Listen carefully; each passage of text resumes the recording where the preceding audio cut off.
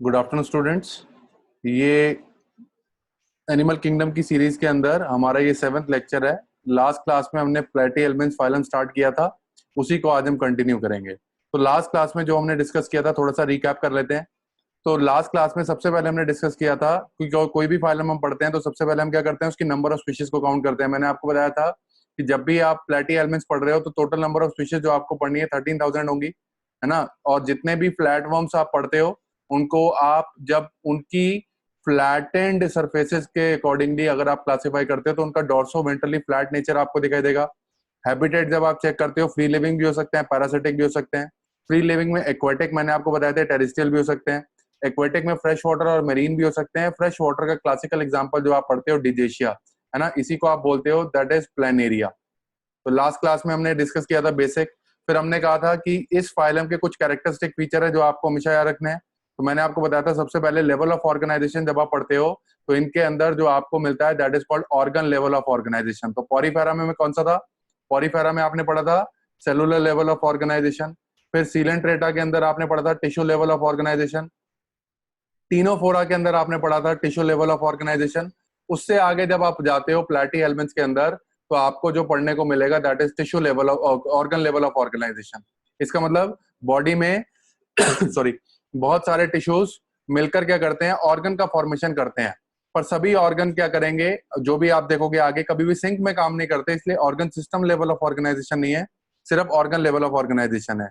Organ level होने की वजह के बावजूद भी इनके अंदर एक ट्रू रेस्पिरेटरी सिस्टम नहीं होगा, एक ट्रू कार्डियोवास्कुलर सिस्टम डेवलप नहीं होगा और एक ट्रू स्केलेटल सिस्टम अभी तक डेवलप नहीं होगा। फिर मैंने आपको बताया था कि सिमेट्री सिमेट्री इनके अंदर जो आपको दिखाई देगी that will be called bilateral symmetry. तो पहली बार बाइलेटरल सिमेट्री जिस एनिमल्स में आपको देखने को मिलती है दे आर प्लैटी हेलमेंट्स। फिर मैंने आपको बोला था कि बाइलेटरल सिमेट्री जहां पर भी आप पढ़ते हो that is always accompanied by this cephalization. तो मैंने आपको बताया था कि नेक्स्ट क्लास में मैं आपके साथ डिस्कस करूंगा कि व्हाट इज सेफलाइजेशन। तो पहले इसको देख लेते हैं आगे बढ़ने से पहले। तो सेफलाइजेशन होती क्या है? तो मैंने आपको बताया था कि बायो में कॉमनली दो वर्ड आपको या दो प्रीफिक्स हमेशा आपको दिखाई देंगे। एक आता है सिफेलिक। सिफेलिक का मतलब हो गया head. Caudal, cauda means tail. Done. हमारे पास टेल तो है नहीं, पर कॉडा को अगर हम अपनी बॉडी के रेफरेंस में रेफर करते हैं तो अगर हम इसको देख सकते हैं कि कॉडल रीजन हमारी बॉडी में कहां पर है, जहां पर हमारी लोअर बैक है। अच्छा, तो मैंने आपको बोला कि बाइलेटरल सिमेट्री हमेशा किसके साथ अकम्पनीड होगी? मैंने बोला सेफलाइजेशन के साथ। तो सेफलाइजेशन में आप जब भी नोटिस करोगे तो सेफलाइजेशन का मतलब है कि फॉर्मेशन ऑफ हेड। हेड का बनना इज कॉल्ड सेफलाइजेशन। अच्छा, मैंने आपको बताया था एनिमल जितने भी आप पढ़ते हो, एनिमल सभी के अंदर जो मोड ऑफ न्यूट्रिशन होता है कैसा होता है? हेट्रोट्रॉफिक। तो हेट्रोट्रॉफिक मोड ऑफ न्यूट्रिशन का मतलब है कि सभी को बाहर से न्यूट्रिशन लेना पड़ेगा, सभी को बाहर से न्यूट्रिशन लेना पड़ेगा।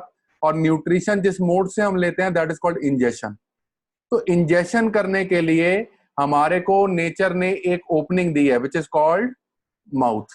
तो हमेशा याद रखना कि जब भी सेफलाइजेशन आप पढ़ते हो तो that is formation of head. तो हेड रीजन का बनना दैट इज कॉल्ड सेफलाइजेशन। तो जहां पर भी बाइलेटरल सिमेट्री आप पढ़ते हो वहां पर आप हेड के बारे में जरूर पढ़ोगे। अच्छा, हेड भी क्या है? स्पेशल रीजन है हमारी बॉडी का। तो हेड का जो फॉर्मेशन होता है, तो सबसे पहले हेड में हमारे पास क्या होना चाहिए? सबसे पहले हेड में हमारे सारे सेंसरी स्ट्रक्चर होने चाहिए। तो अगर मैं अपनी आई देखूं, अपना ईयर देखूं, अपनी नोज देख लूं, अपनी टंग देख लूं, तो मोस्टली मेरे पास जितने भी स्पेशलाइज सेंसेस हैं वो सारे के सारे स्ट्रक्चर कहां पे प्रेजेंट है? मेरे हेड में। दूसरा, मेरे हेड पर एक ऐसी ओपनिंग प्रेजेंट है जिसके थ्रू मैं इंजेक्शन कर सकता हूं विच इज कॉल्ड माउथ। तो आपको हमेशा याद रखना है कि सेफलाइजेशन जब भी आप वर्ड पढ़ते हो तो सेफलाइजेशन का मतलब है कि this should be meaning formation of head region और हेड। और head should always be having sensory structure as well as mouth. तो अगर आपको अपनी बॉडी में स्पेशलाइज्ड सेंसरी स्ट्रक्चर देखना है तो कहां लोकेट करोगे? हेड पर। माउथ को लोकेट करना है तो कहां पर करोगे? हेड पर। तो सेफलाइजेशन का वर्ड ये होता है। तो पहली बार बाइलेटरल सिमेट्री आपको पढ़ने को मिलती है प्लैटी हेलमिन्स में। डन। फिर उसके बाद मैंने आपको बताया था कि जब भी आप जर्म लेयर्स की बात करते हो तो तीन बॉडी में जर्म लेयर होंगी, ट्रिप्लोब्लास्टिक होंगे ये। तो ट्रिप्लोब्लास्टिक के अंदर आपको जो तीन जर्म लेयर मिलती है उसमें एक्टोडर्म होगी, मीजोडर्म होगी और एंडोडर्म। फिर मैंने आपको ये भी बताया था कि बॉडी में मीजोडर्म क्या करेगी? इनके अंदर मूवमेंट के लिए मसल का डेवलपमेंट कराएगी। तीन तरह के मसल इनकी बॉडी में होंगे, लॉन्गिट्यूडनल मसल, सर्कुलर मसल और ऑब्लिक मसल। ये 3 मसल आपको हमेशा इनकी बॉडी में याद रखने हैं। फिर चौथा मैंने आपको बताया था, इनकी बॉडी में अगर आप सीलोम को डिस्कस करते हो तो इनके अंदर सीलोम अभी तक प्रेजेंट नहीं है। तो इनको अगर आप देखते हो, एसीलोमेट मैंने आपको बताया था कि इनकी बॉडी में एक्टोडर्म होती है, एंडोडर्म होगी और मीजोडर्म जो होगी, तो मीजोडर्मल मास होता है कि पूरा का पूरा स्पेस बिटवीन एक्टोडर्म और एंडोडर्म को ऑक्युपाई करता है, और इसी टिश्यू को आप बोलते हो दिस इज कॉल्ड पैरेनकाइमा। तो पैरेनकाइमा अबंडेंट होने की वजह से इनकी बॉडी में कोई भी बॉडी कैविटी आपको दिखाई नहीं देगी। तीसरा, जब भी आप पढ़ते हो आपको अगली सेगमेंटेशन देखनी है। सेगमेंटेशन इनके अंदर कभी भी दिखाई नहीं देगी, पर हाँ आपको एक एग्जांपल अभी मैं आज पढ़ाऊंगा, टीनिया सोलियम या टीनिया हम पढ़ेंगे तो उसके अंदर स्यूडो सेगमेंटेशन जरूर प्रेजेंट होगी। पर नोटोकॉर्ड का अगला अगर हम बात कर लें तो वो नोटोकॉर्ड कभी भी दिखाई नहीं देगी। तो ये तो हमने बिल्कुल बेसिस पढ़ लिया था। आज हम कुछ डिटेलिंग पढ़ेंगे प्लेटी हेल्मेंट्स के बारे में। तो प्लेटी हेल्मेंट्स के बारे में जब हम डिटेलिंग पढ़ेंगे तो सबसे पहले हम देख लेते हैं कि इनके अंदर डाइजेशन कैसा होगा। डाइजेशन करने के लिए इनका आपको डाइजेस्टिव ट्रैक्ट पढ़ना पड़ेगा। तो अगर आप इनका डाइजेस्टिव ट्रैक्ट देखते हो तो मैंने आपको बताया था कि इनका जब भी आप डाइजेस्टिव ट्रैक्ट पढ़ोगे तो आपको एक स्पेशल तरीके का एलिमेंट्री कैनाल मिलेगा जिसको हम बोलते हैं that is called incomplete type of alimentary canal. Incomplete alimentary canal कैसा था कि जिसमें एक ही ओपनिंग होगी, ओनली वन ओपनिंग प्रेजेंट होगी, और वो ओपनिंग किसका काम करेगी, माउस का भी काम करेगी और एनस का भी काम करेगी। कहने का मतलब क्या है कि अगर आप उस ओपनिंग को देखोगे तो उस ओपनिंग से इनलेट भी होगा और आउटलेट भी होगा। तो ऐसा जो बॉडी प्लान होता है मैंने आपको बताया था, this is called blind sac plan. तो अगर आप इनकी बॉडी के अंदर डाइजेस्टिव सिस्टम को देखो या फिर एलिमेंट्री कैनाल को अगर आप देखो, तो अगर हम इनकी एलिमेंट्री कैनाल को देख रहे हैं तो हमें incomplete type of alimentary canal दिख रही है। एक ही ओपनिंग है जिसके थ्रू इंजेक्शन भी हो रहा है और इजेक्शन भी हो रहा है, और इस ऐसी बॉडी प्लान को आप बोलते हो which is called blind sac plan. इसके आगे जितने भी फाइलम आप पढ़ोगे, चाहे निमैटी एलिमेंट्स हो गया, एनालिडा, आर्थ्रोपोडा, सबके अंदर complete type of alimentary canal होगी। इसका मतलब कि उनके अंदर tube with in a tube body plan आपको दिखाई देगा। डन। अच्छा, डाइजेस्टिव ट्रैक की तो आपने बात कर ली, फिर हम बात कर लेते हैं मोड ऑफ डाइजेशन की। मैंने आपको सीलेंट्रेटा टीनोफोरा जब पढ़ाया था मैंने आपको बता दिया था कि वहां पर जब आप देखोगे तो उसके आगे के जितने भी फाइलम है यानी कि प्लेटी एलिमेंट से लेकर सभी के अंदर कैसी होगी, एक्स्ट्रा सेलुलर डाइजेशन। अच्छा, डाइजेशन तो जो भी फूड को इंजेस्ट कर पाएंगे वो उसको एक्स्ट्रा सेलुलरली डाइजेस्ट करेंगे। यहां पर मैं आपसे एक छोटा सा पॉइंट डिस्कस करना चाहता हूं, इसको आप हमेशा याद रखना। मैंने लास्ट टाइम आपको डिस्कस किया था कि जब भी आप वर्म्स पढ़ते हो तो बहुत सारे वर्म्स आपको ऐसे दिखाई देंगे which are called parasites. Parasite क्या थे, ऐसे ऑर्गेनिज्म जो अपनी न्यूट्रिशन के लिए दूसरे ऑर्गेनिज्म पे डिपेंडेंट है, और जिसपे वो डिपेंडेंट है उस ऑर्गेनिज्म का नाम आपने रखा था होस्ट। डन। दो तरह आपको पैरासाइट बताए थे मैंने, एक बताए थे मोनोजेनेटिक पैरासाइट और एक बताए थे डाइजेनेटिक पैरासाइट। तो मोनोजेनेटिक पैरासाइट ऐसे थे जो अपनी लाइफ साइकिल एक ही होस्ट में कंप्लीट करेंगे, डाइजेनेटिक ऐसे थे जो एक से ज्यादा यानी कि 2 होस्ट में अपनी लाइफ साइकिल को कंप्लीट करेंगे। तो ये आपने बेसिक देखा था। अच्छा, अब पैरासाइट बनने के लिए अगर मैं आपको बोल रहा हूं कि हर ऑर्गेनिज्म तो पैरासाइट नहीं बन सकता, पर पैरासाइट बनने के लिए कुछ अडेप्टेशंस का पढ़ना बहुत जरूरी है। तो अडेप्टेशंस का मतलब है कि पैरासाइट के पास कुछ स्पेशल कैरेक्टरिस्टिक्स होंगे जिसकी वजह से वो होस्ट पर ज्यादा देर तक डिपेंड रह सकते हैं। तो सपोज अगर मैं आपको बोल रहा हूं कि एक वर्म मैंने आपकी एलिमेंट्री कैनाल में डाल दिया, सपोज एक वर्म मैंने आपकी एलिमेंट्री कैनाल में डाल दिया, अब वो एलिमेंट्री कैनाल में जो फूड आप अपने लिए खा रहे हो वो पैरासाइट क्या करेगा, उसको यूटिलाइज करेगा। पर यूटिलाइज करने के लिए उसको सबसे पहले क्या मेक श्योर करना पड़ेगा कि वो आपकी एलिमेंट्री कैनाल में ज्यादा से ज्यादा टाइम तक रहे, तो उसके पास कुछ स्पेशल फीचर होने चाहिए। तो पहली अडेप्टेशन जब आप पढ़ते हो तो बहुत सारे पैरासाइट्स के बॉडी पर स्पेशली हेड रीजन पर आपको स्पेशल तरह के पॉइंटेड नीडल लाइक स्ट्रक्चर दिखाई देंगे विच आर कॉल्ड हुक्स। तो आप नाम से समझ सकते हो कि वो हुक्स क्या करेंगे। तो एक पैरासाइट अगर आपकी एलिमेंट्री कैनाल में जाएगा तो हुक्स को क्या करेगा, आपके स्मॉल इंटेस्टाइन की वॉल में या लार्ज इंटेस्टाइन की वॉल में जाके इंटीग्रेट कर देगा। उसकी वजह से क्या होगा, वो ज्यादा देर तक अटैच रह सकता है। तो जितनी देर तक वो अटैच रहेगा उतनी देर तक सर्वाइव भी करेगा, न्यूट्रिशन भी लेगा। दूसरा, अब सभी पैरासाइट्स के पास जरूरी नहीं है कि हुक्स हो, पर सबके पास क्या हो सकते हैं, स्पेशल तरह के मसल्स हो सकते हैं, सर्कुलर मसल्स हो सकते हैं, जिनकी वजह से वो आपकी एलिमेंट्री कैनाल की वॉल पर एक सक्शन बनाकर रखें। डन। जैसे आप देखते हो, आपने देखा होगा कि सक्शन, जैसे आप देखोगे तो सक्शन वाले आपको छोटे छोटे वो उनकी बॉडी पर सकर्स दिखाई देंगे, तो they are called suckers. Done. तो अगर आपने देखा होगा ग्लासेस पे आप बहुत सारे वैक्यूम लगाते हो, तो वो क्या करते हैं, एलिमेंट्री कैनाल को सक करके रखते हैं, तो जिसकी वजह से अटैचमेंट और भी ज्यादा स्ट्रांग हो जाती है। तो अटैचमेंट हो गई। तीसरा, सकस के अलावा उनके पास क्या हो सकता है? अच्छा, पहले तो आपको क्या करना है, एक पैरासाइट अगर उसका आपकी बॉडी में चला गया, हुक्स और सकस का तो बाद में यूटिलाइज करेगा अटैचमेंट करने के लिए, पर उसको पहले आपके गैस्ट्रिक जूसेस से भी बचना पड़ेगा। तो गैस्ट्रिक जूसेस से बचने के लिए क्या करते हैं, उसकी बॉडी के ऊपर एक थिक लेयर होती है which is resistant to digestive enzyme. तो टेग्यूमेंट, उस लेयर को आप बोलते हैं, दैट इज कॉल्ड टेग्यूमेंट। तो टेग्यूमेंट बेसिकली क्या करता है, this will provide protection from digestive enzymes. Done. तो अगर आप मान लो कि कोई पैरासाइट आपकी बॉडी में गया, तो सबसे पहले टेग्यूमेंट क्या करेगी, उसको आपके गैस्ट्रिक जूसेस से प्रिवेंट करेगी। फिर उसके बाद क्या करेगा, वो हुक्स और सकस के थ्रू आपके बॉडी वॉल पर, आपकी एलिमेंट्री कैनाल में जाके अटैच हो जाएगा। पर दिक्कत यह है कि एलिमेंट्री कैनाल में फूड बहुत थोड़े टाइम के लिए रहता है। तो फूड बहुत थोड़े टाइम के लिए रहेगा, तो उसके पास कम टाइम होगा फूड को इंजेस्ट करने का, यानी कि न्यूट्रिशन लेने का टाइम कम होगा। तो ऐसे में पैरासाइट क्या करते हैं, एक स्पेशल तरीके का अडेप्टेशन शो करते हैं, जिसको बोलते हैं absorption through body surface. Absorption through body surface. तो मैंने अगर आपको बोला, मान लो आपने बहुत सारा राइस खाया, तो आपने राइस खाया तो आप क्या ले रहे हो, बहुत सारा स्टार्च। पर दिक्कत क्या है, स्टार्च तो आप एब्जॉर्ब नहीं कर सकते। स्टार्च को आपकी एलिमेंट्री कैनाल में जितने भी एंजाइम्स हैं, किसमें ब्रेक करते हैं? तो अगर मैं बोल रहा हूं कि एंजाइम्स, जैसे आप नाम आगे जाके पढ़ोगे अमाइलेज, तो वो क्या करता है, इसको ग्लूकोज में कन्वर्ट करता है। तो नॉर्मली आप क्या करते हो, जैसे ही आपने स्टार्च खाया, उसको ग्लूकोज में ब्रेक डाउन किया, और उसको क्या करते हो, आप एब्जॉर्ब कर देते हो। एब्जॉर्ब करने के बाद वो आपके ब्लड में चले जाता है। ब्लड में से सभी टिश्यूज उसको पिकअप करते हैं और एनर्जी के लिए यूटिलाइज करते हैं। पर अब दिक्कत क्या है कि आपने स्टार्च तो खाया, पर आपकी एलिमेंट्री कैनाल में एक पैरासाइट भी है। तो पैरासाइट क्या करता है, वो वेट करेगा कि आप स्टार्च को ग्लूकोज में कन्वर्ट कर दो। बट जैसे ही ग्लूकोज कन्वर्ट होगी, तो वो वेट नहीं करेगा उसको इंजेस्ट करने का, पर वो अपनी बॉडी से क्या करेगा, डायरेक्टली उस ग्लूकोज को एब्जॉर्ब करना स्टार्ट कर देगा। तो this is acting like a blotting paper. तो जिसके पास एब्जॉर्प्शन की पावर बहुत ज्यादा होती है, तो बॉडी सरफेस से एब्जॉर्प्शन वो कर सकता है।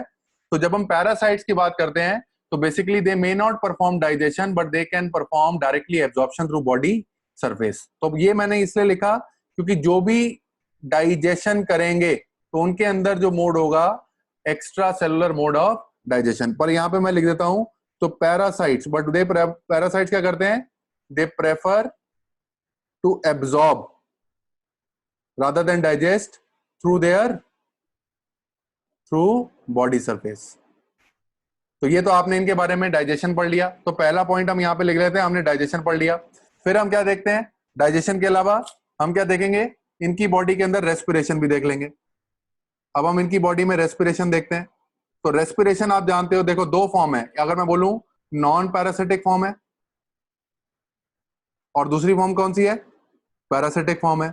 तो जितनी भी पैरासिटिक फॉर्म है, अगर कोई पैरासाइट आपकी एलिमेंट्री कैनाल में है, तो एलिमेंट्री कैनाल में तो एयर जाती नहीं है, यानी कि वहां पर जो एनवायरमेंट है that is not rich in oxygen. तो यहां पर इनको जिंदा रहना है, तो कौन सा मोड ऑफ रेस्पिरेशन करना पड़ेगा, तो एनारोबिक रेस्पिरेशन। तो मोस्ट ऑफ द पैरासाइट जो होते हैं, तो they are performing anaerobic respiration. और नॉन पैरासिटिक फॉर्म है, आपको पता है, तो वो कौन सा करेंगे, they will perform anaerobic respiration. Of course इनको एरोबिक रेस्पिरेशन करने के लिए गैसियस एक्सचेंज करना पड़ेगा। तो this is all done through their body surface. तो आपको याद रखना है, बॉडी सरफेस में आपको वो दिखाई देगा, बॉडी सरफेस के थ्रू रेस्पिरेशन दिखाई देगी। अच्छा, मैंने इसको आपको बता दिया। तीसरा पॉइंट डिस्कस कर लेते हैं। इनके अंदर कोई भी ट्रू कार्डियोवैस्कुलर सिस्टम डेवलप नहीं है, तो हम वहां पर पढ़ेंगे नहीं। स्केलेटल सिस्टम भी डेवलप नहीं है, तो वो भी हम पढ़ेंगे नहीं। पर इनके अंदर आपको जो हाईली डेवलप्ड सिस्टम मिलेगा, that will be called as excretory system. तो वहां पर आपको एक्सक्रीटरी सिस्टम के बारे में जरूर पढ़ना है। डन। तो आप ध्यान से देखोगे, तो वहां पर अगर हम देखेंगे एक्सक्रीटरी सिस्टम, तो इनका देख लेते हैं एक्सक्रीटरी सिस्टम कैसा होगा। बहुत इंपॉर्टेंट है, सबसे इंपॉर्टेंट क्वेश्चन अगर आप प्लेटी एलिमेंट्स में पढ़ रहे हो, तो you need to remember their excretory and nervous system. तो पहले हम देखते हैं एक्सक्रीटरी सिस्टम। तो यानी कि हम पढ़ रहे हैं कि वो एक्सक्रीशन एंड ऑस्मो रेगुलेशन कैसे करेंगे। तो ये दो वर्ड पर हमें ध्यान देना है, एक्सक्रीशन और ऑस्मो रेगुलेशन। पहले हम दो वर्ड देख लेते हैं, मतलब क्या होता है इनका। कोई अगर आप देखोगे, तो एक्सक्रीशन का मतलब क्या है और ऑस्मो रेगुलेशन का मतलब क्या है, आपने पढ़ा होगा। सपोज, अच्छा अगर मैं समझा रहा हूं कि एक्सक्रीशन का मतलब होता है कि process of elimination of nitrogenous waste, अगर हम अपनी बॉडी में से नाइट्रोजनस वेस्ट को एलिमिनेट करते हैं तो उस प्रोसेस को आप बोलते हो दैट इज कॉल्ड एक्सक्रीशन। अच्छा, ऑस्मो रेगुलेशन क्या होता है? Osmo regulation is maintenance of water and electrolytes in the body is called osmo regulation. तो आपको पता है कि आपकी बॉडी में एक्सक्रीटरी ऑर्गन कौन सा है? तो किडनी है। तो मैं बोल सकता हूं तो किडनी मेरी बॉडी में क्या करती है? नाइट्रोजनस वेस्ट को एलिमिनेट करती है। पर ये मेरी किडनी का सबसे इंपॉर्टेंट फंक्शन है, नाइट्रोजनस वेस्ट को एलिमिनेट करना। डन। और नाइट्रोजनस वेस्ट के साथ वो क्या करती है? मेरी बॉडी में वाटर और इलेक्ट्रोलाइट्स का बैलेंस भी मेंटेन करती है। तो इसलिए हम बोल देते हैं कि हमारी बॉडी के अंदर किडनी क्या कर रही है? This is acting as a organ for excretion as well as osmoregulation. अच्छा, अब ये नाइट्रोजनस वेस्ट आया कहां से, इसके बारे में थोड़ा सा सीख लेते हैं, क्योंकि आगे जाकर हमेशा हमें ये काम आएगा। तो इसको समझने के लिए वापस चलते हैं कुछ छोटे मोटे बायोमोलिक्यूल्स पर। देखो, इस कंसेप्ट को समझ लो, सारी चीजें आपको ऑटोमेटिकली क्लियर हो जाएंगी। मैंने आपको बोला कि आपकी बॉडी 3 तरह के बायोमोलिक्यूल्स है जो एनर्जी के लिए यूटिलाइज कर सकती है। आप जब 3 तरह के ले सकते हो तो एक कार्बोहाइड्रेट लेते हो, फैट लेते हो, और तीसरे जो मेटाबॉलिक जो आप प्रोडक्ट लेते हो एनर्जी एटीपी प्रोडक्शन के लिए, दे कैन बी प्रोटीन्स। याद रखना, आपकी बॉडी जब भी कार्बोहाइड्रेट और फैट को मेटाबोलाइज करती है, किस किस को? तो जब भी मैं कार्ब खाऊंगा, जब भी मैं फैट खाऊंगा, तो मेरी बॉडी क्या करेगी? अगर उनको मेटाबोलाइज कर पाएगी तो मेरी बॉडी उनके मेटाबॉलिज्म से जो वेस्ट जनरेट करेगी that will be called CO2। याद रखना, तो जब भी आप कार्बोहाइड्रेट और फैट को मेटाबोलाइज करते हो तो जो वेस्ट रिलीज होता है that will be called CO2। अब CO2 को कैसे एलिमिनेट करोगे आप? तो CO2 को एलिमिनेट करने के लिए you will require the help of your lungs. तो हम बोल सकते हैं मेरी बॉडी में कार्बोहाइड्रेट और फैट का जितना भी वेस्ट है वो किससे रिलीज होता है? मेरे लंग्स उसको क्लियर करने में हेल्प करते हैं। पर जब भी मैं प्रोटीन खाऊंगा तो मेरी बॉडी क्या करती है? जो मैं प्रोटीन लूंगा इसको किसमें ब्रेक डाउन करेगी? अमीनो एसिड में। कुछ अमीनो एसिड मेरी बॉडी में यूटिलाइज हो जाएंगे और कुछ अमीनो एसिड होंगे जिनकी जो मेरी बॉडी में यूटिलाइज नहीं होंगे, तो which are not utilised. Suppose मैंने आपको बोला कि आपने एक प्रोटीन खाया जिसमें से 1000 अमीनो एसिड निकले। कितने निकले? 1000 अमीनो एसिड्स, जिसमें से 800 अमीनो एसिड्स को आपकी बॉडी ने यूटिलाइज कर लिया। बाकी का क्या हुआ? 200 ऐसे अमीनो एसिड होंगे जो आपकी बॉडी यूटिलाइज नहीं कर पाएगी। पर दिक्कत यह है कि हमारा ब्लड या हमारी body is not the store house for amino acid. तो हमारी बॉडी क्या करती है? इस अमीनो एसिड को एलिमिनेट करने की कोशिश करती है। तो बेसिकली ये अमीनो एसिड क्या करेंगे? जो वेस्ट अमीनो एसिड है they will go to the liver. तो लिवर क्या करेगा? इसको या फिर अमोनिया में कन्वर्ट कर देगा। डन। अमोनिया में कन्वर्ट करने के बाद या तो हो सकता है इसको और आगे यूरिया में प्रोसेस कर दे, और इस यूरिया को अगर आप देखोगे तो this will be eliminated by your kidney. तो मैं बोल सकता हूं कि मेरी बॉडी के अंदर प्रोटीन के जो डाइजेस्टिव वेस्ट हो सकते हैं दे can B this nitrogen containing molecule called ammonia और यूरिया। तो मैंने आपको बोला कि आपकी बॉडी के अंदर 2 तरीके के नाइट्रोजनस वेस्ट हो सकते हैं, या एनिमल किंगडम के अंदर 3 तरह के आप पढ़ते हो, पर अभी हम यहां पर 2 डिस्कस करेंगे। तो नाइट्रोजनस वेस्ट कैसे हो गए? तो nitrogenous waste are nothing but, क्या लिखेंगे हम इनको? They are metabolic waste generated as a result of protein metabolism. तो प्रोटीन मेटाबॉलिज्म का जो भी वेस्ट होगा तो they are called nitrogenous waste. तो आपको पता ही amino acid nitrogen containing molecule होते हैं, तो उनका वेस्ट भी कैसा होगा? Nitrogen containing.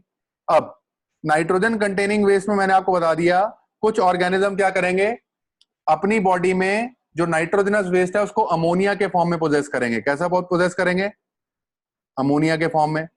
ऑलवेज रिमेंबर कि जब भी अमोनिया आप पढ़ते हो पहली प्रॉपर्टी आपको याद रखनी है, this is water soluble. This is water soluble. Water soluble का मतलब है कि ये वाटर में डिसॉल्व हो जाएगा। पर ऑलवेज रिमेंबर कि ammonia is highly toxic. Ammonia is highly toxic. इसका मतलब अगर इसकी टॉक्सिसिटी अगर आप देखोगे तो बहुत ज्यादा है। इसका मतलब कि अगर हमारी बॉडी अमोनिया बना रही है और हम इसको बाहर नहीं निकाल पा रहे, तो हमारी बॉडी में जब अमोनिया जमा होने लग जाएगा तो ये क्या करेगा? बहुत ज्यादा टॉक्सिसिटी क्रिएट कर देगा। और ऑलवेज रिमेंबर कि अमोनिया, यहां पर मैं लिख रहा हूं ताकि हम इसको समझ पाएंगे, तो ammonia requires lot of water for its removal. Ammonia को अगर आपने बॉडी से निकालना है तो आपको पानी की जो मात्रा है, यानी कि वाटर का जो कंटेंट है, वो बहुत ज्यादा चाहिए। तो बहुत ज्यादा कंटेंट वाटर का कहां पॉसिबल हो सकता है? एनिमल टेरेस्ट्रियल हो या एक्वेटिक हो? ऑफ कोर्स ही बात है, जहां पर एक्वेटिक नेचर होगा तो वहां पर क्या होगा? पानी की कोई कमी नहीं होगी। तो पानी की कोई कमी नहीं होगी तो अमोनिया को बाहर निकालने के लिए पानी कम नहीं होगा। तो हमेशा याद रखना कि ऐसे एनिमल्स यूजुअली जो आपको पानी के अंदर दिखाई देते हैं, डन, उनका नाइट्रोजनस वेस्ट क्या होगा? अमोनिया। इसीलिए ऐसे एनिमल्स जो अपना एक्सक्रीटरी वेस्ट अमोनिया के फॉर्म में रिलीज करते हैं तो they are called ammonotelic. They are called ammonotelic.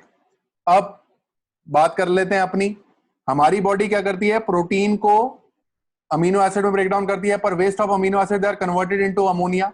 पर अमोनिया कैसा है? Very very toxic. पर हमारी बॉडी क्या कर सकती है? इसको पोजेस नहीं कर सकती है, इतनी टॉक्सिसिटी को हैंडल नहीं कर सकती है। तो हमारे पास क्या है? एक हमारा लाइफ सेविंग ऑर्गन है विच इज कॉल्ड लिवर। तो लिवर क्या करता है? इस अमोनिया को यूरिया में कन्वर्ट कर देता है। ऑलवेज रिमेंबर, जब आप यूरिया की बात करते हो तो urea is also water soluble. ये भी कैसा है? Water soluble, but it is very very less toxic. It is almost 1,000 times less toxic than ammonia. Very very less toxic. तीसरी बात क्या है? And it requires least amount of water for its removal. तो ammonia के comparison में urea को eliminate करने के लिए जो वाटर की रिक्वायरमेंट है वो बहुत ही कम है। तो it requires least amount of water for its removal. Done. तो हमारे पास तो जितने भी टेरेस्ट्रियल एनिमल्स हैं तो उनके पास क्या होता है? तो अनलिमिटेड वाटर सप्लाई तो है नहीं, तो they are having limited blood volume और लिमिटेड बॉडी फ्लूइड, है ना। तो उनके अंदर प्रेफर्ड मोड ऑफ क्या होगा? नाइट्रोजनस बेस क्या होगा? That will be called urea. तो आगे से आप इन जनरल कंसेप्ट याद रखोगे, टेरेस्ट्रियल एनिमल होगा तो चांसेस हैं उसके क्या होंगे? यूरियोटेलिक। तो ऐसे एनिमल जो अपने नाइट्रोजनस वेस्ट को यूरिया की फॉर्म में बाहर करते हैं तो दे आर कॉल्ड यूरियोटेलिक। जो अमोनिया के फॉर्म में बाहर करते हैं तो they are called ammonotelic. Done. तो आगे दो चीजें आपको हमेशा रखने हैं। तो मैंने आपको बताया नाइट्रोजनस वेस्ट के बेसिस पर दो तरीके के एनिमल आपको दिखाई देंगे, अमोनोटेलिक और यूरियोटेलिक। एक और होते हैं विच इज यूरिकोटेलिक। डन। तो अमोनोटेलिक क्या करेंगे? They will throw out ammonia. Ureotelic क्या करेंगे? They will throw out urea. तो यूरिया को आप ऐसे लिखते हो NH2CO NH2।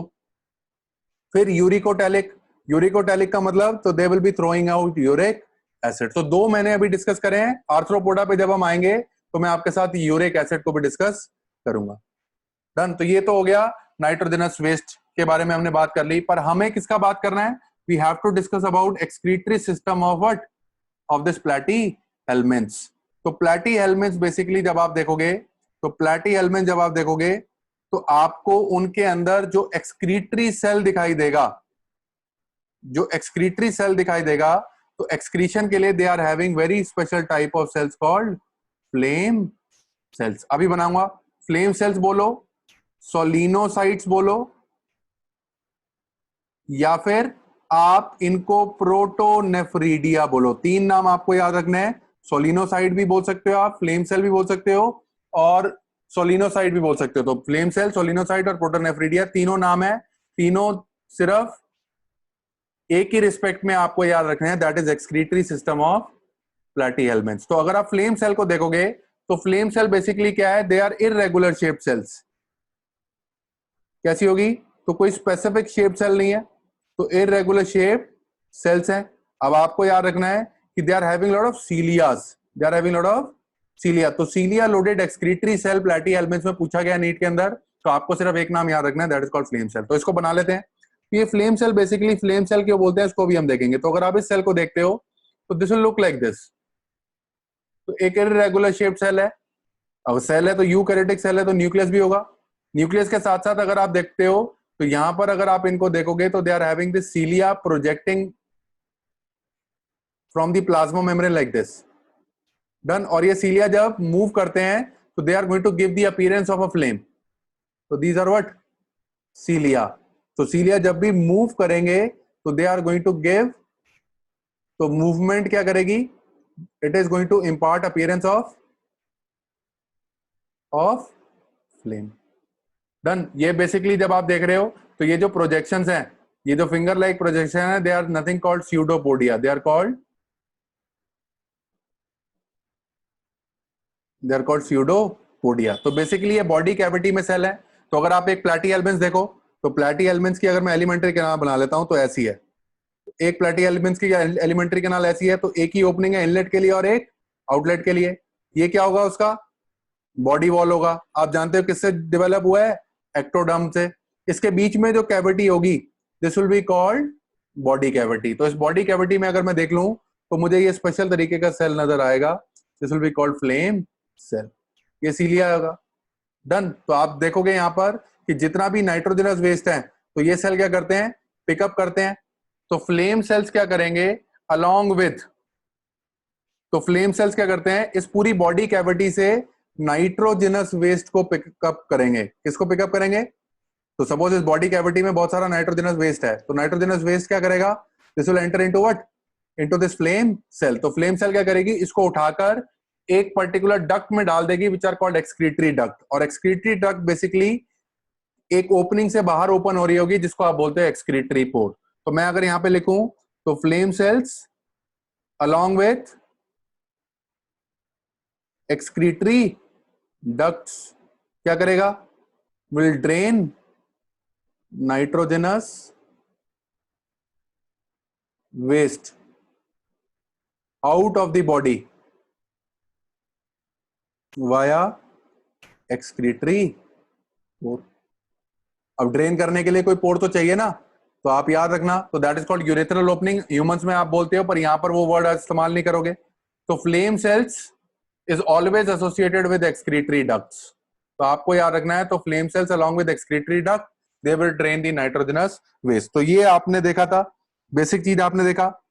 इसके बाद हम डिस्कस करेंगे क्या, तो डाइजेशन हमने डिस्कस कर लिया, बेसिक रेस्पिरेशन भी हमने देख लिया, फिर हमने क्या देख लिया, इनके अंदर एक्सक्रीशन कैसा होता है। अब हम एक इंपॉर्टेंट इसमें पढ़ेंगे, दैट इज, जो आपको हमेशा याद रखना है, that is going to be their nervous system. Very very important, पूछा जाता है नीट के अंदर कि प्लैटी एलिमेंट्स का नर्वस सिस्टम आपको कैसा दिखाई देगा। तो पहले कुछ बेसिक लिख लेते हैं। मैंने आपको बोला था कि जब भी आप प्लैटी एलिमेंट्स पढ़ते हो, तो प्लैटी एलिमेंट्स बेसिकली क्या है, दीज आर फर्स्ट रिप्रेजेंटेटिव्स। क्या है, they are first representatives of nervous system. तो एनिमल किंगडम में पहली बार नर्वस सिस्टम किसी में दिखाई दिया, तो this was platyhelminthes. Nerve cell किस में दिखाई दिया, आपको याद रखना है, सीलेंट्रेटा में। Only phylum in the animals which is having no nerve cell और nerve like cell, that is Porifera.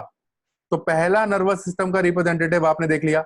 Of course पहली बार नर्वस सिस्टम आ रहा है, तो एडवांस तो होगा नहीं, एडवांस तो सबसे ज्यादा कॉर्डेड में आपको मिलेगा। तो एक primitive type of nervous system आपको दिखाई देगा, primitive type of nervous system. अभी हम इसको देखेंगे। तो primitive type of nervous system कैसा होगा, सपोज मैं क्या कर रहा हूं, एक यहां पे प्लैटी एलिमेंट्स बना रहा हूं। तो अगर मैंने ये प्लैटी एलिमेंट्स बना लिया, मुझे नहीं पता ये कौन सा है, पर इसकी बॉडी डॉर्सोवेंट्रली फ्लैट है, तो this is one platy elements. Done. तो प्लैटी एलिमेंट्स अगर देखोगे तो सिमेट्री कौन सी होगी, बाइलेटरल सिमेट्री। तो बाइलेटरल सिमेट्री के साथ साथ क्या होगा, हेड का डेवलपमेंट भी होगा। तो इस रीजन को, जो इंटीरियर मोस्ट पार्ट है बॉडी का, इसको हम लिख लेते हैं, this will be called as head. तो अगर आप इसका हेड रीजन देखोगे, तो हेड रीजन में ऑफकोर्स माउथ तो होगा, जिसके थ्रू इंजेक्शन होगी, और ये पैरासिटिक फॉर्म है, तो हो सकता है माउथ रिड्यूस्ड हो, बॉडी की सरफेस से हमेशा एब्जॉर्प्शन हो रहा हो। पर हेड रीजन में अगर आप देखोगे, तो वहां पर आपको कलेक्शन ऑफ न्यूरॉन्स दिखाई देगा, कलेक्शन ऑफ न्यूरॉन दिखाई देगा। कभी भी आप न्यूरॉन बनाते हो, तो अभी मैं सिंपली बता रहा हूं आपको, तो आप कभी भी एक न्यूरॉन ड्रॉ करोगे, तो न्यूरॉन में सबसे पहले आपको एक सेल बॉडी दिखाई देगी, सेल बॉडी से क्या दिखाई देगा, एक्सॉन दिखाई देगा। डन। मैंने आपको बोला कि जब भी आप इस प्लैटी एलिमेंट्स को देखोगे, तो उसके हेड रीजन पर आपको कुछ कलेक्शन ऑफ न्यूरॉन्स दिखाई देंगे, और उन सब न्यूरॉन्स की जितनी भी सेल बॉडी होंगी, तो they will be located in this head region. Always remember, दो वर्ड आप पढ़ोगे, गैंग्लिया, गैंग्लिया और ट्रैक्ट या फिर नर्व। तो गैंग्लिया ऑफ नर्व जब आप पढ़ोगे, सपोज मैंने क्या किया, बहुत सारे न्यूरॉन यहाँ पे लगा दिए, डन। तो सपोज मैंने क्या किया, यहाँ पर न्यूरॉन्स को लोकेट कर लिया। तो जब न्यूरॉन को मैं ग्रुप कर रहा हूं तो मुझे दो चीजें दिखाई दे रही हैं। तो this is what, this is cell body, this is cell body of neuron, और ये क्या है, एक्सॉन। तो मुझे दो चीजें दिखाई दे रही हैं। मुझे क्या दिखाई दे रहा है, एक जगह क्या हो रहा है, कलेक्शन ऑफ सेल बॉडी। तो ऑलवेज रिमेंबर, जब भी आप वर्ड पढ़ोगे गैंग्लिया, कहीं पर भी आप पढ़ो, तो दैट मीन्स, तो ganglia means collection of cell bodies, done. और यहां पर मुझे क्या दिखाई दे रहा है, तो I am having collection of axons. तो कहीं पर भी कलेक्शन ऑफ एक्सॉन आपको दिखाई दे, तो दैट मीन्स नर्व। ये दो चीजें आपको हमेशा याद रखनी है। तो कहीं पर भी एक्सॉन्स का कलेक्शन हो गया तो नर्व हो गई, कहीं पर भी सेल बॉडी का कलेक्शन हो गया तो गैंग्लिया हो गया। तो अगर आप इस रीजन पे देख रहे हो, तो इन सभी के पास हेड रीजन में कलेक्शन ऑफ सेल बॉडी आपको दिखाई देगा। तो they will be having very special type of a ganglia called head ganglia. तो मैं बोल सकता हूं इनकी बॉडी में cell bodies primarily head region में होंगी और गैंग्लिया का फॉर्मेशन कर रही होंगी। पर इन सब सेल बॉडीज के साथ क्या निकल रहे होंगे, बहुत सारे एक्सॉन। तो एक्सॉन बेसिकली क्या करेंगे, they will run through the length of the body, है ना। तो सभी एक्सॉन्स का कलेक्शन अगर मैं देखूं तो ये क्या होगी, this will be forming a nerve. तो पर ये बॉडी की लेंथ में रन कर रही हैं, तो they will be called as longitudinal nerves, done. और ये सभी लॉन्गिट्यूडनल नर्व आपस में नर्व से जुड़ी होंगी, डन। तो this will be like this. तो अगर आप देखोगे तो these are nerves like this. तो इन नर्व्स को अगर मैं बोल सकता हूं तो they will be called as transverse nerves, done. तो मुझे इनकी बॉडी में नर्वस सिस्टम में क्या दिखाई दे रहा है, एक मुझे दिखाई दे रहा है that is called head ganglia, एक तो मुझे दिखाई दे रहा है हेड गैंग्लिया। दूसरा मुझे क्या दिखाई दे रहा है, मुझे क्या दिखाई दे रहे हैं, longitudinal nerves which are interconnected via transverse nerves. तो अगर मैं इस पूरे नर्वस सिस्टम को देखूं तो this is basically the most primitive type of, most simplest type of nervous system. अच्छा, किसी किताब में आप पढ़ोगे तो वहां पर अगर आपको लिखा मिले, this is also known as ladder like nervous system, ladder like nervous system. तो आप समझ सकते हो लेडर लाइक क्यों बोला, क्योंकि यहां पर जो आपको अपीयरेंस दिखाई दे रही है नर्व्स की, तो this is forming a ladder like structure. तो अगर आप लेडर देखते हो, this will look like this, done. तो लेडर लाइक अपीयरेंस हो रहा है, तो that is why this is called ladder like nervous system. तो नर्वस सिस्टम में आपको बोलेगा कि लेडर लाइक नर्वस सिस्टम किसका कैरेक्टरिस्टिक फीचर है, तो आपको बताना है प्लैटी हेलमिंथ्स, डन। और बात कर लेते हैं इसके बारे में। तो इसके अलावा आपने क्या देखा, अच्छा अगर मैं बोल रहा हूं कि सभी प्लैटी हेलमिंथ्स के अंदर कौन सी सिमेट्री होगी, बाइलेटरल सिमेट्री होगी। तो बाइलेटरल सिमेट्री क्या होगी, विथ सेफलाइजेशन होगा।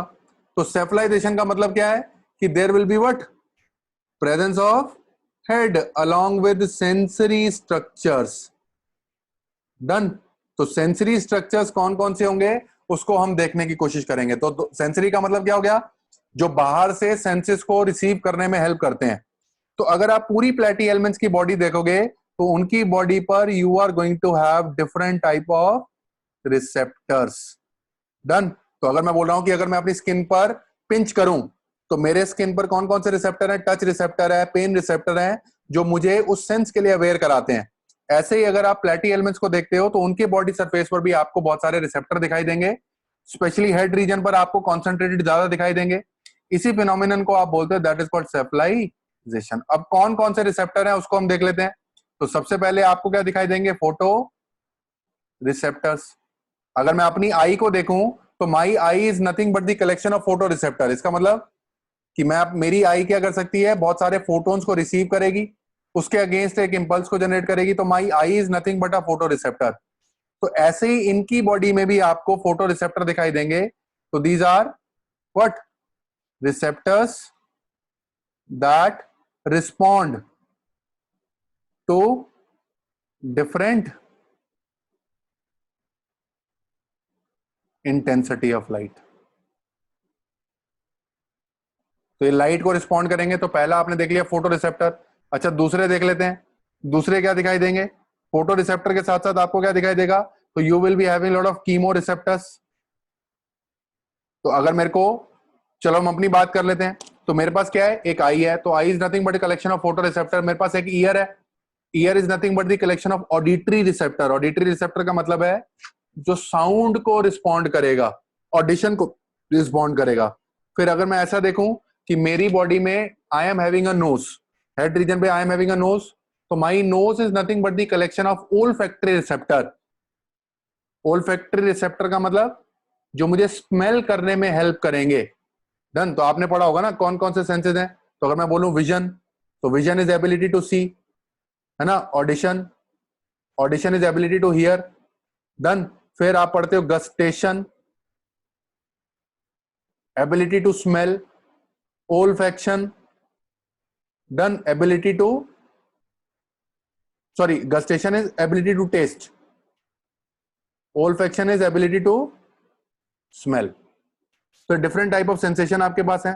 तो इनकी बॉडी में भी they are not having nose but they are having different type of chemo receptors. तो ये कीमो रिसेप्टर बेसिकली क्या करते हैं, तो they help them to locate the food. Done.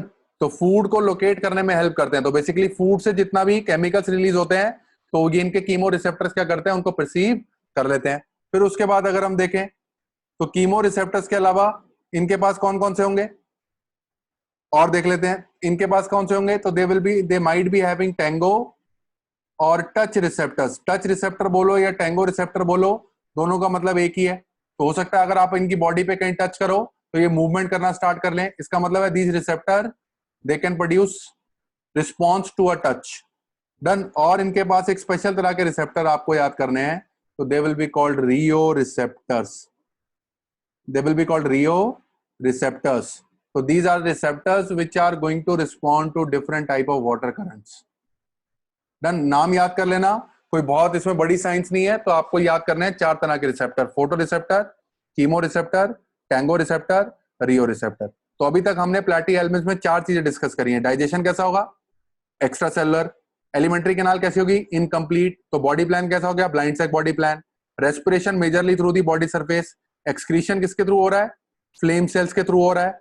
Flame cells क्या कर रहे हैं, बॉडी कैविटी में से नाइट्रोजनस वेस्ट को उठा रहे हैं और डक्ट में ड्रेन कर रहे हैं। और वो डक्ट क्या कर रही है, एक ओपनिंग के थ्रू बाहर ड्रेन कर रही है, जिसको हम बोलते हैं एक्सक्रीटरी पोर। डन। अगर एक्वेटिक है तो नाइट्रोजनस वेस्ट कैसा होगा, अमोनोटैलिक। अगर वो टेरेस्ट्रियल है तो होगा यूरियोटैलिक। फिर हमने डिस्कस किया nervous system, primitive type of nervous system है, लैडर लाइक नर्वस सिस्टम है। तो वहां पर आपको हेड गैंग्लिया दिख रहा है, हेड गैंग्लिया के साथ साथ लॉन्गिट्यूडनल नर्व्स भी दिखाई दे रही हैं और ट्रांसवर्स नर्व्स भी दिखाई दे रही हैं। क्योंकि सेफलाइजेशन प्रेजेंट है तो हमें क्या करना है, बहुत सारे रिसेप्टर्स के बारे में भी पढ़ना है। तो फोटो रिसेप्टर देखे, कीमो रिसेप्टर देखे, टैंगो रिसेप्टर देखे और रियो रिसेप्टर देख लिए। तो these are all different type of receptor जो आपको इसमें पढ़ने हैं। लास्ट, और लास्ट में आके आपको सबसे इंपॉर्टेंट जो इसमें पढ़ना है, that is going to be what, reproductive system. तो जब भी आप प्लैटी एलिमेंट्स पढ़ते हो तो आपको उनका रिप्रोडक्टिव सिस्टम जरूर पढ़ना है। तो रिप्रोडक्टिव सिस्टम जब भी आप पढ़ोगे, मैंने आपको बताया था रिप्रोडक्टिव सिस्टम पढ़ने का एक ही तरीका है। आप सबसे पहले किसको देखोगे, सेक्सिस को। तो अगर मैं बोलूं कि जितने भी आप पढ़ते हो, मोस्टली जितने भी आप पढ़ोगे, तो दे आर मोनोइशियस। मोनोइशियस का मतलब they can be tagged as bisexual और they can be called as hermaphrodite. पर टर्म हम यूज करेंगे दैट इज कॉल्ड मोनोइशियस। तो मोनोइशियस का मतलब अगर एक ही पेरेंट मेल गैमेट भी बना रहा है और फीमेल गैमेट भी बना रहा है, तो दिस इज कॉल्ड मोनोइशियस। अच्छा, इस पे हम थोड़ा सा ध्यान देते हैं। तो मैंने बोला कि अगर एक ही पेरेंट है, एक ही पेरेंट है, वो मेल गैमेट भी बना रहा है, डन, और फीमेल गैमेट भी बना रहा है, तो बहुत सारे नेचर में एनिमल्स हैं जो आपको दिखाई देंगे मोनोइशियस। डन। अब अच्छा, गैमेट के फॉर्मेशन का टाइम सेम भी हो सकता है और डिफरेंट भी हो सकता है।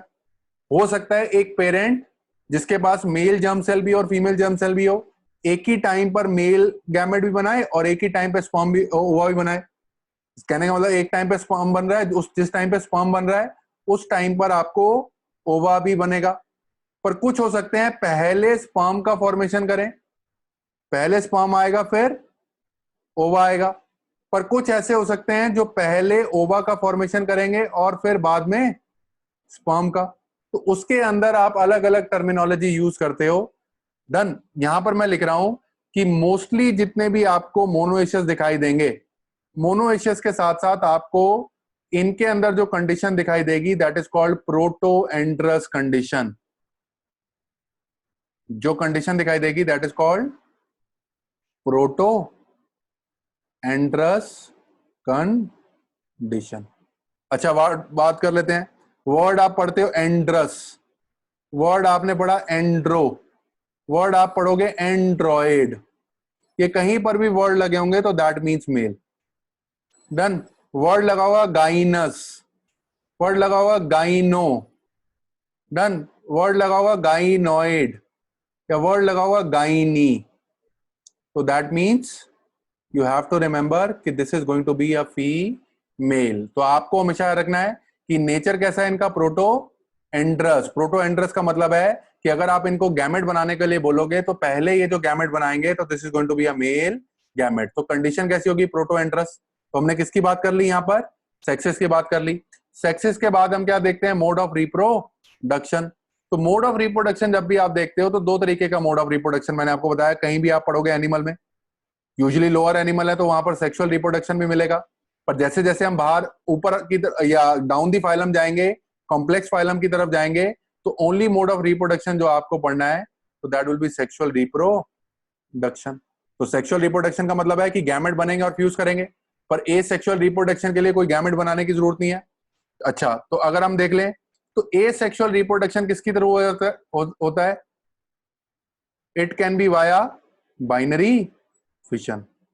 ऑलवेज रिमेंबर, एक स्पेशल तरीके का बाइनरी फिजन होता है which is called transverse binary fission.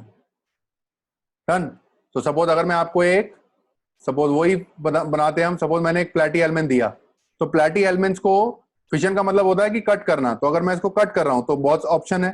तो अगर मैं इसको इस प्लेन से कट कर रहा हूं तो दो हाफ में डिवाइड कर रहा हूं तो इसको लॉन्गिट्यूडनल प्लेन, ऐसे कट कर रहा हूं तो ऑब्लिक, ऐसे कट कर रहा हूं तो transverse binary, sorry transverse plane में कट कर रहा हूं इसको। तो ऐसा देखा गया है कि जब आप कुछ प्लेटी एलिमेंट्स को लॉन्गिट्यूडनल प्लेन पे कट करते हो तो वो दोबारा रीजनरेट नहीं करते हैं, ऑब्लिक में कट करते हो तो तब भी वो रीजनरेट नहीं करते हैं, पर जब आप ट्रांसवर्स में करते हो तो वो रीजनरेट करते हैं। तो ऐसा जो मोड होता है तो this is called transverse binary fission. Done. समझ पा रहे यार, फिशन का मतलब हो गया ब्रेक डाउन। तो जब आप इसको ट्रांसवर्स एक्सिस से कट आउट करोगे या ब्रेक डाउन करोगे तो इनके अंदर वो रीजनरेशन आपको दिखाई देगी। डन। तो दूसरा आपको जो कॉमनेस्ट फिनोमिनन दिखाई देता है that is called regeneration. Always remember कि एनिमल किंगडम के अंदर, पूरी एनिमल किंगडम के अंदर आपको एक एग्जांपल पढ़ना है which is called Planaria, which is called Planaria, and this Planaria is having what, highest power of regeneration. Always remember कि अगर आपसे पूछा जाए कि रीजनरेशन की सबसे ज्यादा पावर किसमें आपको दिखाई देती है तो उसका एक एग्जांपल है विच इज कॉल्ड प्लानेरिया या फिर डिजिशिया, आपको याद रखना है। तो आपने देखा कि प्लेटी एलिमेंट्स दो तरीके से एसेक्सुअली रिप्रोड्यूस कर सकते हैं, ट्रांसवर्स बाइनरी फिजन और रीजनरेशन। पर मेजर मोड ऑफ रिप्रोडक्शन क्या है, सेक्सुअल रिप्रोडक्शन। तो सेक्सुअल रिप्रोडक्शन का मतलब है कि there will be formation of gamete followed by fusion of gamete। Done. Fusion of gamete का मतलब कि गैमेट फ्यूज होंगे, इस प्रोसेस को आप बोलते हो दैट इज कॉल्ड फर्टिलाइजेशन। अब मैंने आपको बताया था फर्टिलाइजेशन जब आप पढ़ोगे इनके केस में तो they will be having what, internal fertilization. तो इंटरनल फर्टिलाइजेशन का मतलब क्या है कि एक पेरेंट ने पहले स्पर्म बनाया फिर ओवा बना, पर स्पर्म और ओवा फीमेल या बॉडी के अंदर ही फ्यूज करेंगे तो this is called internal fertilization. तो मैंने आपको बताया इंटरनल फर्टिलाइजेशन पढ़ना है आपको। फिर उसके बाद आप क्या देखते हो, इंटरनल फर्टिलाइजेशन के अलावा के साथ साथ आपको क्या देखना है, डेवलपमेंट। अच्छा, मैंने आपको बताया तो डेवलपमेंट मोस्टली कैसा होता है, मोस्टली आपको हमेशा इनके अंदर क्या दिखाई देगा, development will be what, indirect. Indirect का मतलब है कि there will be development of larva, usually there is formation of multiple larvas. तो जब आप बहुत सारे प्लैटी एलिमेंट्स देखोगे तो प्लैटी एलिमेंट्स की डेवलपमेंट के टाइम पर आपको मल्टीपल लार्वास का फॉर्मेशन जरूर दिखाई देगा। डन। इसके अलावा एक एक्सेप्शन आपको याद रखनी है जिसके अंदर डायरेक्ट डेवलपमेंट हो। मैंने आपको बताया प्लेनेरिया अगर ए सेक्सुअली रिप्रोड्यूस करेगा तो प्रीडोमिनेटली किस प्रोसेस को अपनाएगा? It will go for regeneration. पर अगर यही प्लेनेरिया सेक्सुअली रिप्रोड्यूस करता है यानी कि गैमेट बनाता है और फर्टिलाइजेशन भी कैसा होता है? इंटरनली।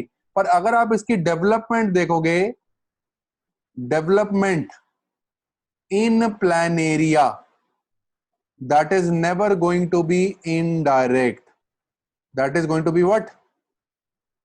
Direct। समझ रहे आप? डायरेक्ट का मतलब कि अगर आपसे कोई लार्वा पूछेगा प्लेनेरिया का तो इसका मतलब कि उसके अंदर there is no formation of larva, तो वहां पे लार्वा होता ही नहीं है। कौन सा डेवलपमेंट हो गया? डायरेक्ट। अच्छा, ये तो पूरा आपने देख लिया रिप्रोडक्टिव सिस्टम इन जनरल। तो इन जनरल मैंने आपको बताया कि सेक्सेस कैसे होंगे? मोनो इशियस, यानी कि एक ही बॉडी के अंदर आपको मेल गोनैड भी दिखाई देगा और फीमेल गोनैड भी दिखाई देगा। पर जब आप मेडिसिन पढ़ते हो या फिर जब आप बायोलॉजी पढ़ते हो तो आपको बहुत सारी एक्सेप्शंस को भी याद रखना पड़ता है। एक्सेप्शन का मतलब कुछ ऐसे प्लैटी एलिमेंट्स होंगे, कुछ ऐसे प्लैटी एलिमेंट्स होंगे जो कैसे होंगे? डाइएशियस। डन। डाइएशियस का मतलब कि जिनमें मेल पार्टनर अलग होगा, फीमेल पार्टनर अलग होगा, तो सेक्स का डिफरेंशिएशन होगा। तो डाइएशियस के जो एग्जांपल आपको पढ़ने हैं मैं यहां पर बता रहा हूं आपको, बोल्ड लेटर में आपको लिखना है अपनी नोटबुक में, पहला विल बी प्लेनेरिया। तो मेल प्लेनेरिया अलग है, फीमेल प्लेनेरिया अलग है, दोनों गैमेट प्रोड्यूस करेंगे, फ्यूज होंगे। फ्यूज होने के बाद क्या होगा? डायरेक्टली एडल्ट का फॉर्मेशन होगा, यानी कि there will be no development of larva. ये बात समझ पा रहे हैं आप? तो ये एग्जांपल मैंने आपको बताया। और भी डायरेक्ट और भी डाइएशियस आप पढ़ते हो, जैसे एकाइनोकोकस, तो दिस इज डाइएशियस। तो ये चीज आपको हमेशा इसमें याद रखनी है। पर यूजुअली सारे के सारे कैसे होंगे? They will be monoecious. तो ये आपने याद रखना है with respect to reproductive system. तो डाइजेशन आपने पढ़ा, रेस्पिरेशन आपने देखा, एक्सक्रीशन आपने देखा, primitive type of nervous system आपने देख लिया और रिप्रोडक्टिव सिस्टम भी आपने देख लिया। तो मोस्टली आपने क्या किया है? प्लैटी एलिमेंट्स को कवर कर लिया है। लास्ट में जो प्लैटी एलिमेंट्स में पढ़ने के लिए रह गया है तो that will be what? That will be there classification. Done. Classification हम इसलिए पढ़ते हैं ताकि हम कुछ एग्जांपल्स को देख पाएं और पर्टिकुलर एग्जांपल के कुछ कैरेक्टरिस्टिक फीचर को भी हम देख पाएं। डन। तो क्लासिफिकेशन आपको डिस्कस करना है। तो जब भी आप क्लासिफिकेशन पढ़ते हो तो कोई ना कोई फाइलम को क्लासेस में डिवाइड करने का कोई बेसिस होता है। तो जो भी हम क्लासिफिकेशन करते हैं that is on the basis of segmentation in body. तो सेगमेंटेशन इन बॉडी में आप देखते हो, चेक करोगे तो सेगमेंटेशन के बेसिस पर तीन तरह की क्लासेस आपको दिखाई देंगी। कितने तरह की क्लासेस हैं? तीन तरह की। पहली क्लास जो आपको दिखाई देगी that is called Turbellaria. Done. तीसरी क्लास जो आपको दिखाई देगी दैट इज ट्रिमेटोडा। डन। तीसरी क्लास जो आपको दिखाई देगी that will be called Cestoda. तो तीन क्लासेस आपको प्लैटी एलिमेंट्स की पढ़नी है, कोशिश करना याद करने की। टर्बिलेरिया, ट्रिमेटोडा और सिस्टोडा, तीनों क्लासेस के कुछ बेसिक फीचर हम पढ़ेंगे, बहुत ज्यादा डिटेल में नहीं पढ़ेंगे। जितने आपको नीट और एम्स के लिए चाहिए सब हम उनको याद रखेंगे। अच्छा, क्या क्या डिफरेंसेस हैं? तो पहले तो इनकी बात कर लेता हूं। तो टर्बिलेरिया जो होते हैं फ्रेश वाटर भी हो सकते हैं और मरीन भी हो सकते हैं, यानी कि कैसे हो गए? एक्वेटिक हो गए, आपको याद रखना है। डन। इसके अलावा फ्री लिविंग भी हो सकते हैं। फ्री लिविंग का मतलब है कि नॉन पैरासिटिक फॉर्म होंगे। डन। फ्री लिविंग होंगे तो यहां पे लिख देते हैं कौन सी फॉर्म होगी? Non parasitic. पर अगर मैं इनको ट्रिमेटोडा को देखूं तो they usually present as ecto और एंडोपैरासाइट्स। तो एक्टोपैरासाइट भी हो सकते हैं और एंडोपैरासाइट भी हो सकते हैं। पर अगर मैं सिस्टोडा की बात कर रहा हूं तो दे आर यूजुअली एंडोपैरासाइट्स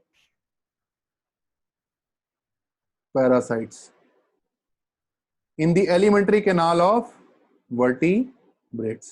तो मोस्टली जितने भी आपको सिस्टोडा के मेंबर दिखाई देंगे तो they are acting as ectoparasites in the alimentary canal of vertebrate. अच्छा, मैंने आपको बोला तो इनकी बॉडी देख लेते हैं। इनकी बॉडी कैसी होती है? अनसेगमेंटेड। पर इनकी बॉडी में बेसिकली क्या होता है, इनकी बॉडी पर आपको सीलिया दिखाई देगा। इनकी बॉडी अगर हम देख लें तो दिस इज अनसेगमेंटेड विदाउट सीलिया। तो यहां पर कोई भी सीलिया प्रेजेंट नहीं है। पर अगर हम इसकी बात कर लें तो इसकी बॉडी पर आपको सिर्फ और सिर्फ एक्सटर्नल सेगमेंटेशन दिखाई देगा। क्या दिखाई देगा? External segmentation.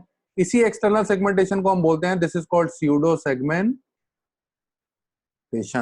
तो बॉडी पर स्यूडो सेगमेंटेशन होगी विदाउट सीलिया। समझ पा रहे हो आप?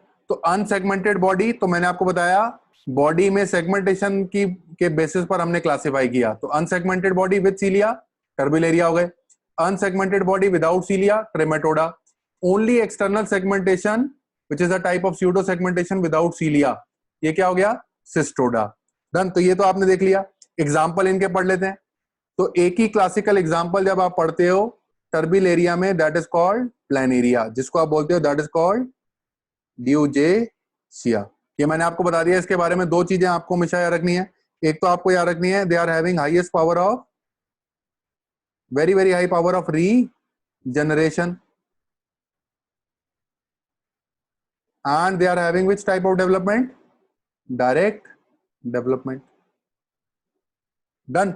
अच्छा, अब ट्रेमेटोडा की बात कर लेते हैं। ट्रेमेटोडा को जब भी आप देखते हो तो इनकी body usually is flat and leaf like.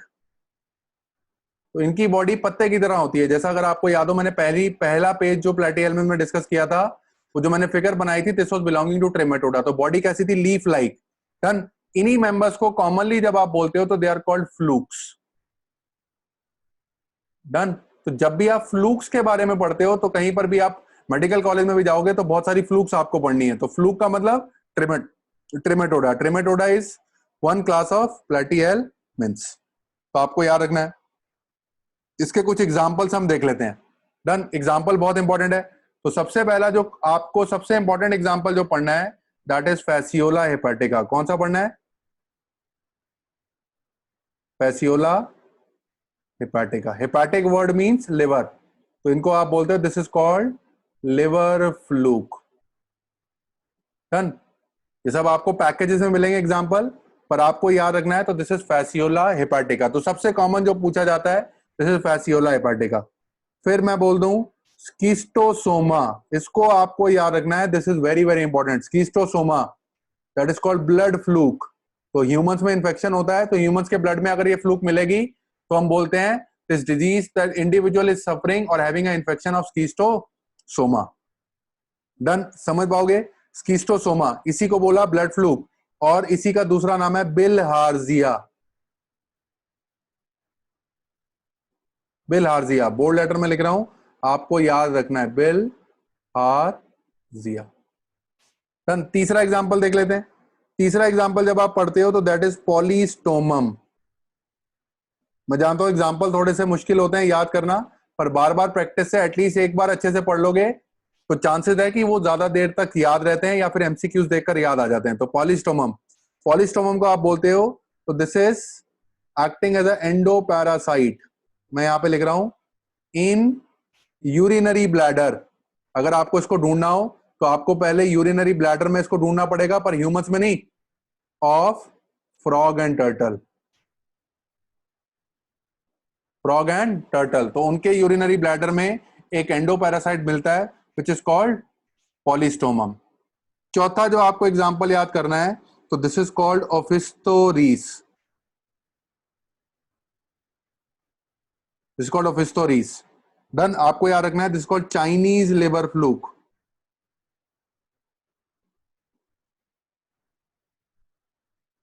Done. और एक लास्ट एग्जांपल अगर आपको याद रहे तो अच्छे से याद कर लेना, paragonimus, that is called lung fluke. Done. ये नाम इसलिए रखे हैं क्योंकि ये अलग अलग साइड पर मिलते हैं। तो जो लिवर में मिलता है हमने बोल दिया दिस कॉल्ड लिवर फ्लूक, जो ब्लड में मिला है ब्लड फ्लूक, जो आपको लंग्स में मिला है दिस कॉल्ड लंग फ्लूक। तो ये 5 एग्जाम्पल मैंने आपको बताए, इसको आपको हमेशा याद रखना है।